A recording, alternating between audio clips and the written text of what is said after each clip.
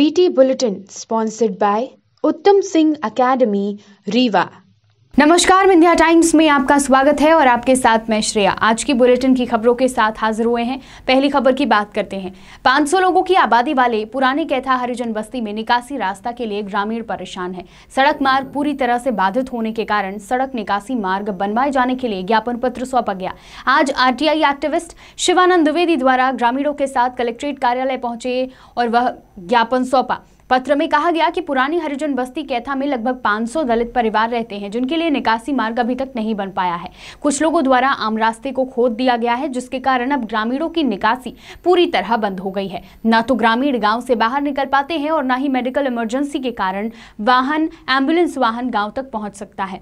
निकासी रास्ता बनाने की मांग को लेकर आज ग्रामीण एक्टिविस्ट शिवानंद द्विवेदी के साथ कलेक्ट्रेट कार्यालय पहुंचे। देखिए, ये कैथा हरिजन बस्ती का मामला है। पुरानी हरिजन बस्ती है, ये सैकड़ों वर्ष पुरानी है। थानागढ़ क्षेत्र में आती है, मनगमा तहसील है, ब्लॉक गंगेव का मामला है। इसमें ये जो आप हरिजन यहाँ पे देख रहे हैं, जो एकत्रित हैं, ये गरीब, ये इनकी जो एक प्रचलित रास्ता था, एक आम रास्ता था जिससे इनका निस्तार होता था। वहाँ के कुछ जो ज़मींदार लोग हैं या जिनकी वहाँ पे आसपास ज़मीनें थी, उन्होंने उसको खोद दिया है। इन्होंने मना किया, कहा कि हम काम ना कर पाएंगे। हमारा दूसरा, जैसे किसी व्यक्ति के यहाँ काम करने चले गए, अब उसका बीच में तो छोड़ नहीं सकते हैं, तो अब ये आए, बोले कि हमारे यहाँ काम करने चलो। इन्होंने कहा, साहब हम पहले दूसरे आदमी का काम ख़त्म कर ले, फिर आपके यहाँ चलते हैं। तो इसी गुस्से में, नाराज़गी में ट्रैक्टर और JCB लगा करके इनका रास्ता खोद दिया गया।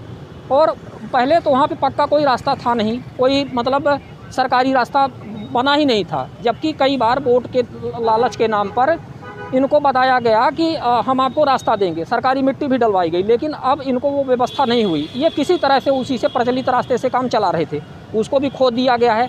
अब इनके लिए कोई व्यवस्था नहीं है। ये मामला आप जैसा कि देख सकते हैं, ये ह्यूमन राइट्स कमीशन में भी रखा गया था। ये नेशनल ह्यूमन राइट्स कमीशन का इसमें जाँच आई थी। इसमें क्या हुआ, कलेक्टर के पास ये पावर होती है, SDM के पास पावर होती है कि भाई यदि बस्ती है 500 लोगों की, तो वो जा करके देखें। जैसे शहर में आप कैसे मकान बनवाते हैं, पहले आप रास्ता निकलवा लेते हैं कि नहीं। तो आखिर जब ये बस्ती है, आपका पटवारी वहाँ जा रहा है, तहसीलदार जा रहा है सर्वे करने के लिए, तो उसको पता होना चाहिए ना कि इनके पास रास्ता नहीं, तो कैसे काम चलाते होंगे।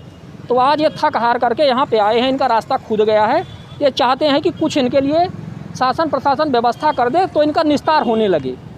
सबसे पहले तो इनका निस्तार होने लगे, वहाँ से रास्ता एक मिल जाए। बाकी ये मुश्किल से 2 एकड़ में 500 लोग गुजर बसर कर रहे हैं। इनकी हालत वहाँ पे बहुत दयनीय है। तहसीलदार साहब आए थे, उनसे क्या बात हुई आप लोगों? उनको हमने इसके बारे में अवगत कराया। चूँकि संख्या यहाँ पे ज़्यादा है, तो अब चूँकि कोरोना लॉकडाउन का तो यद्यपि हो चुका है, लेकिन नियम कायदे जो भी इन्होंने बताए अपने, तो इनका कहना है कि सारे लोग नहीं जा सकते हैं कलेक्टर साहब के पास में। तो ये 2-3-4 लोगों को यहाँ से लेकर के जाना है और कलेक्टर साहब के पास भी ये मामला उनको अवगत कराना है। एक ज्ञापन तहसीलदार साहब को दे दिया गया है और उनसे मांग की गई है कि इसको कलेक्टर और के संज्ञान में स्वयं भी वो लाएं। हम स्वयं भी जा रहे हैं, उनसे मिलेंगे और वो स्वयं भी लाएं। नहीं होगी तो क्या कदम रहेगा अगला?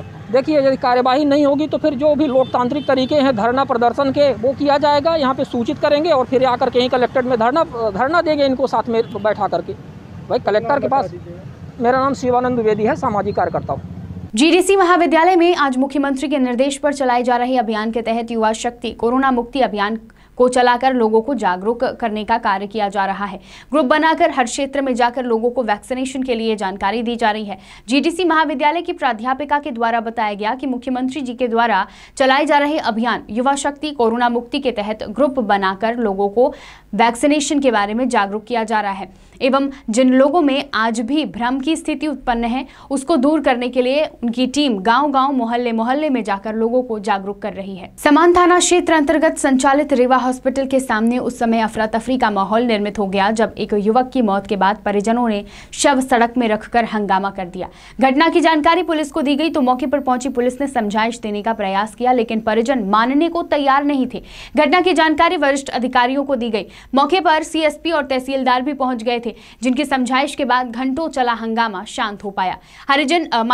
परिजन शव को पोस्टमार्टम कराने के लिए राजी हो गए। परिजनों ने आरोप लगाया कि बिल जमा कराने के बाद 1.5 लाख रुपए न दे पाने के चलते संचालकों ने कहा था कि अगर पैसे का भुगतान नहीं किया गया तो मिट्टी लेकर जाओगे। इसके चलते आशंका है कि उन्होंने मरीज का सही ढंग से इलाज नहीं किया। इसके चलते उसकी मौत हो गई। मौके पर पहुंची पुलिस और तहसीलदार ने अस्पताल प्रबंधन से 50,000 रुपए वापस दिलवाए, जिसके बाद मामला शांत हुआ।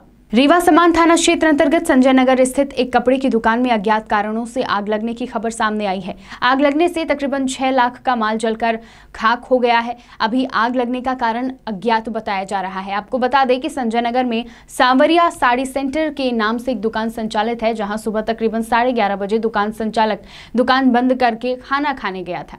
कुछ ही देर बाद दुकान वापस पहुंचने पर दुकान संचालक को 2 स्थानीयों के द्वारा फोन आया और यह बताया गया कि उनकी दुकान में आग लग गई है। वापस आकर देखा तो लाखों की क्षति हो चुकी थी। स्थानीय लोगों की मदद से आग पर काबू पा गया। रीवा संजय गांधी अस्पताल की छत पर संदिग्ध अवस्था पर एक प्रेमी युगल को अस्पताल के गार्ड ने पकड़ा है। सुरक्षा गार्ड के द्वारा पकड़े गए प्रेमी युगल को पुलिस के हवाले कर दिया गया। बताया जा रहा है कि पकड़े गए प्रेमी युगल नई गढ़ी के निवासी हैं। अस्पताल के सुरक्षा गार्ड के द्वारा पूछताछ करने पर पता चला कि नए बस स्टैंड के पास युवक की दुकान संचालित है, जो तकरीबन 2 महीने से बंद है। अस्पताल में वह अपनी प्रेमिका को लेकर मिलने आया हुआ था। बढ़ते हैं बुलेटिन की आखिरी खबर की ओर। कोरोना महामारी के इस दौर में जहां लोगों ने डॉक्टरों को भगवान का दर्जा दिया है, वहीं एक इंसानी भगवान ने ही एक परिवार के लिए भगवान की जगह शैतान का रोल अदा कर दिया। यह बात बिल्कुल सही है। शहडोल जिले के एक डॉक्टर की गलती ने महिला मरीज की जान आफत में डाल दी है। महिला मरीज आज जिंदगी और मौत के बीच जिला अस्पताल के आईसीयू वार्ड में संघर्ष कर रही है। जिला अस्पताल के सीनियर डॉक्टर इसे सिर्फ एक गलती मान रहे हैं और जांच कर कार्रवाई की बात कर रहे हैं। शहडोल में रहने वाली 55 वर्षीय महिला जिन्हें शारीरिक तकलीफ उत्पन्न हुई और वह इलाज कराने कुशाभाऊ ठाकरे जिला अस्पताल पहुंची। डॉक्टरों ने इनकी जांच कर खून चढ़ाने की सलाह दी और उन्हें खून भी चढ़ाया गया, लेकिन जिस महिला के शरीर में बी पॉजिटिव खून चढ़ाना था, उस महिला को ओ पॉजिटिव खून चढ़ा दिया गया। डॉक्टरों की इस गलती से महिला जिला अस्पताल के आईसीयू वार्ड में जिंदगी और मौत के बीच लड़ रही है।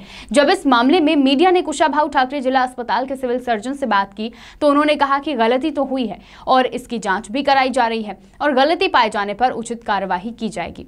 यह कह देना नॉर्मल बात है, पर अगर मरीज की जान चली गई तो इस मौत का जिम्मेदार कौन, यह बड़ा सवाल है। जहां प्रदेश के मुखिया अस्पतालों में समुचित व्यवस्था की बात करते हैं, पर जिम्मेदार गलतियां कर मरीजों की जान के साथ खिलवाड़ कर रहे हैं और जवाबदारी के वक्त पीछे हट जाते हैं। यह जिला अस्पताल का पहला कोई मामला नहीं है, बल्कि हर वर्ष ऐसे कई मामले जिला अस्पताल से उजागर होते हैं और कार्रवाइयां कचड़े के टोकरी में डाल दी जाती हैं।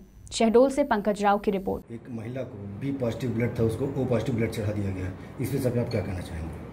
मेरी ये संज्ञान में नहीं है, आपने मेरे को संज्ञान में लाया है तो मैं सिविल सन को भी निर्देशित करता हूँ तत्काल कि वो संज्ञान में लें और जो भी संबंधित लोग हैं उनके खिलाफ तत्काल कार्रवाई। तो सर कौन होगा? नहीं, तो ये भी अच्छी बात है कि कुछ नहीं हुआ है। अगर तो उससे ये सच्चाई निकालते हैं कि वास्तव में क्या हुआ है और सिविल सर्जन ने क्या किया है, नहीं किया है, मैं अभी तत्काल निर्देशित। उस महिला का भी हाल ही में हार्ट का ऑपरेशन हुआ था, तो वो तो काफ़ी नाजुक ही है। मैं बोल तो रहा हूँ, मैं सिविल सर्जन को निर्देशित करता हूँ और मैं खुद संज्ञान में लेकर के जो भी है आवश्यक कार्रवाई वो करेंगे निश्चित तौर पर। सर क्या मैं मुख्य चिकित्सा स्वास्थ्य अधिकारी शहडोल।